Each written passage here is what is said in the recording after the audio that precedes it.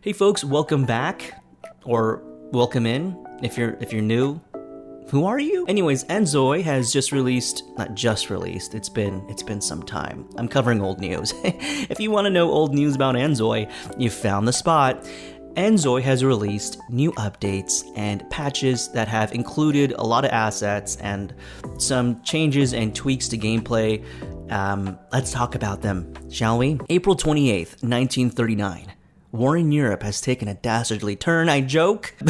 Sorry. But I don't know, whenever I cover stuff like this, it just feels like I'm reporting on something super serious. It's not that deep. I'm talking about a video game. I guess in a way that's why I script out all these videos, because it's just hard for me to stay on topic. Anyways, April 28th, as you see the post on screen right now. By the by, I'm really loving some of the preset faces and outfits they got going on to promo their updates. I just really wish they'd release these characters as presets, like how in Sims 4, we'd see unique NPCs in the world. They look so cool. Anyways, so in this post, we've got a handful of character customization stuff, as you can see, and we're talking new hairs, clothing, accessories, and to be more specific, for hair we have 3 new short length hairstyle options, clothing 2 new basic tops, 1 basic bottom, 3 types of socks by length, and 9 new type of stockings added. It's accessories, we've got 4 new hats, a pair of glasses, 5 new hair accessories added, and eyelashes, 2 of which have been added. We've also got new build elements, like 25 new textures added to decorate walls, floors, roofs, and ceilings. With short stairs, we have 4 types of short length stairs added for more flexibility options. Doors, 13 new doors, more doors than you thought you ever needed, and 16 new windows in various sizes and styles added as well. What I really like about these are the depth of quality and the amount that we're getting. It's also a relief that all of these continue to be free updates. I mean, as they should be. It's an early access title, but huge props here anyways, which I guess is weird to say. I mean, it should just be presumed that an early access title is conceptual and ongoing and still in development, so it should be a no-brainer to have all of this free as the game continues to develop. But in today's age, in today's gaming industry, I mean, it can be a toss-up. This update would also fix, some bugs and stability issues and offer some adjustments in the way of Zois emotions, adjusted hunger restoration, and other minor tweaks. At this point in development, gameplay-wise, much seems to be quite light, but let's move on to the next big patch and update to see what's changed. I wanted to mention a post made on May 8th because they did reveal a modding roadmap that I find interesting. Now, at this point, we know that modding is in the game and it can be accessed in various ways, for example, through their in-game browser using CurseForge or installing the mods manually. As far as providing script-based mod tools, they've mentioned that's in the works as of now, but let's just take a look at their modding roadmap. Here's what to expect. For their May update, they say they'll introduce quality of life features related to modding, as well as a data editor to make modding or editing game data easier. In addition to this, the inZOI mod kit will also be officially released, so expect that in May. In September, the September update will introduce modding features for character appearances and buildings. Support for interaction-based mods will also be added, so that is going to be super interesting to toy around with, allowing players to create mods for scripted conversation, voices, rewards, and character animations. I'm just so curious what people will come up with, because these tools are definitely it's going to be a learning curve either way if you're not used to modding or haven't modded a game yourself, but it should be an easier step for you to create your own version of things using these tools. Anyways, December update. This will mostly be outfits to be modded and introduce features for script editing and localization. We hope this will help create an environment where creators can freely produce content with greater depth and variety. Ultimately, it's just really cool and good to see that they have a continued commitment to modding tools, as it was a core promise made prior to early access release. That said, I'm still a little worried when it comes to modding outpacing game development. That has really just been a thing for any early access game. If you're familiar with playing early access titles, that's always just been an issue, right? Where modding outpacing game development, especially when it comes to core game design. I've seen this happen in games like RimWorld, Bethesda games, and I'm sure you can think of many others. I can't think of any off the top of my head right now, where fixes and features are just made in depth by modders, and then you have game devs that are just really lacking or slacking. Not saying that I'm seeing that here with them, but it is something to reflect on for not just this IP, but for like all early access titles you may find yourself playing. On June 12th, we have another major patch and update that adds assets, gameplay fixes, and building updates that have more character customization. Now, with all this stuff, I can't help but think, how much would this cost, if this was sold to us as DLC? For me, it's because in my personal experience, The Sims 4, when it first released, I mentioned this in other videos, but for me, it felt like an early access game. And I was incredibly disappointed to have spent so much money that I have then, for a game that I felt was just not done. So much was missing that I can only really compare it to inZOI, like now, which might sound crazy to you, but for me, The Sims 4 was at inZOI level at like the inZOI stage. It felt so betrayed to have been sold something that said the game is done, and it clearly was not done. And I suppose that's why I just found that at the time to be so upsetting. I mean, there was like 2 games that have been like formative moments that have really let me down. That was like the Mass Effect 3 ending and the Sims 4 launch. Anyways, only later with some free updates and much more paid DLC do we have the Sims 4 that we have now. Seeing inZOI as it is now, with a gradual increase in just more things, makes me strangely hopeful. Is that allowed? Can I be allowed to be hopeful here? It's still early on yet and slow goings, and it does lack a lot of depth, but I do see potential here. So for the 29 new items, we have hair, which is 5 items, tops, which is 4, bottoms, which is 3, outerwear 1.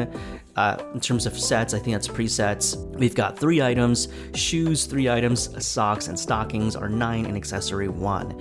New features are the edit accessory position allows free placement, which I find really interesting.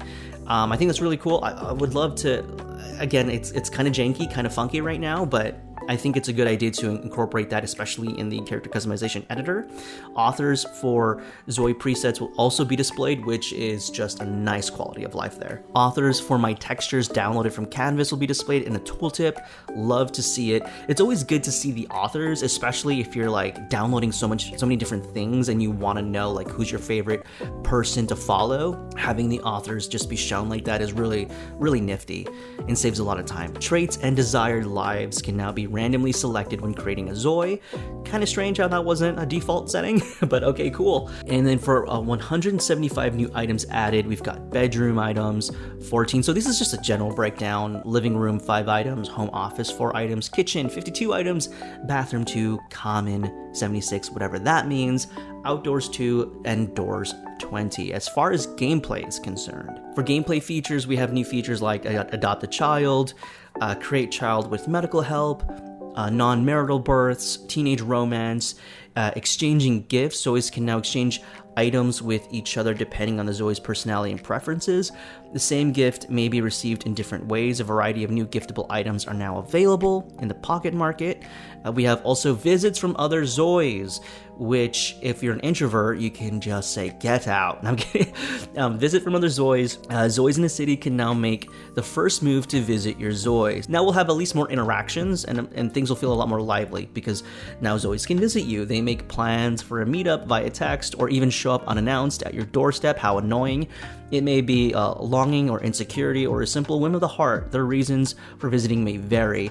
Whether the meeting ends with a heartwarming moment or a bittersweet goodbye depends entirely on how you approach all of this. We have improved features like romantic relationships with everyone, relationship appropriate conversations, UI improvements. So there's a lot of bug fixes and UI fixes here in this update. Some of the key updates that I wanted to talk about in this post was changes to body weight and muscle mass. So now we have like this organic growth for our Zois. Zois will now undergo changes in physique based on their lifestyle choices. Working out will cause a Zoi to build muscles, while overeating will cause them to gain weight.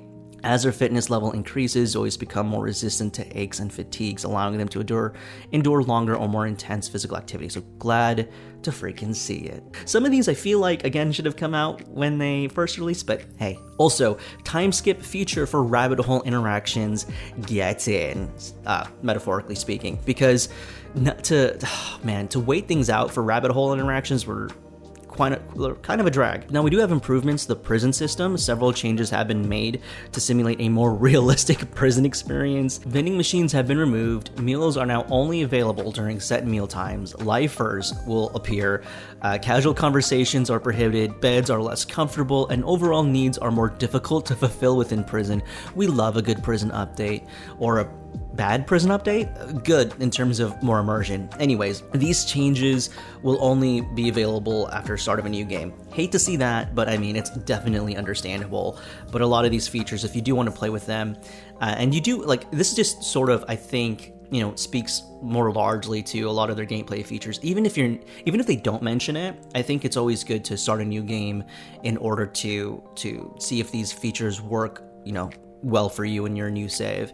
It's always better to do it that way than to sort of cross over an older save. Anyways, we also have improvements to starting and move in funds. Adjustments have been made to help players start their journey as homeowners more easily while giving them a sense of progression. The furniture initially provided has also been rebalanced, which is good. I've also started to notice this when creating a new sim. Oh my god. I've also noticed this when creating a new Zois and moving in, is that money has been adjusted. I think that's just going to be an ongoing thing, rebalancing and balancing funds and how much things cost.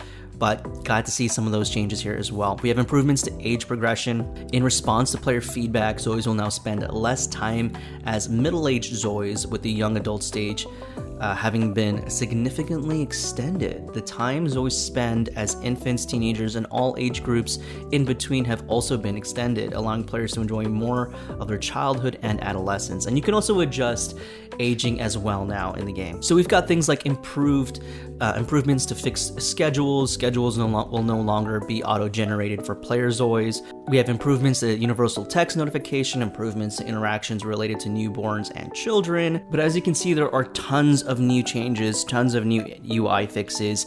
This is, for me, is like one of their more sweeping updates and patches they've included in inZOI.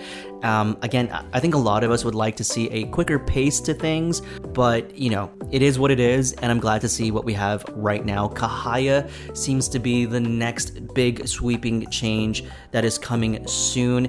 I'm hopeful that we'll see more of these patch updates, these huge big updates soon before the Kahaya update. But as of right now, this is what we have. What are your thoughts on this whole thing? I mean, how do you feel like the pacing is for these updates? Do you think this is enough, or are there some key gameplay depth stuff that you'd like to see? For me personally, I do feel, again, like there's still a lot of things lacking in terms of activity in the game, and I mean, there's still a lot of depth missing. But how do you feel about the developmental pace of all of this? For me personally, I've been taking long breaks from inZOI because of life and work, and when I'm not working, I'm sick. When I'm not sick, I'm working. That sounds like an excuse, and it is an excuse, but it's the truth. What do you want from me? I am feeble. I have a feeble body. Anyways, so that's just where I stand with it. So a lot of this, when I cover it, when I play the game, it does feel new to me in a lot of respects. Weird to say, I know, but if you've had your nose to the ground, your feet to the ground, your eyes to the ground, what is the phrase? If you've been following this game closely, how do you feel about the development pace of all of this? Do you feel like this is enough? What would you like to see? Let me know in the comments below. That is not a call to action. That's me genuinely curious, which also is a call to action. So it's a twofer. Anyways, I want to thank you all so much for watching. I do appreciate that. And I appreciate you, and I hope to see you in the next video, whatever the next video may be. So until then, I will see you then. Bye for now.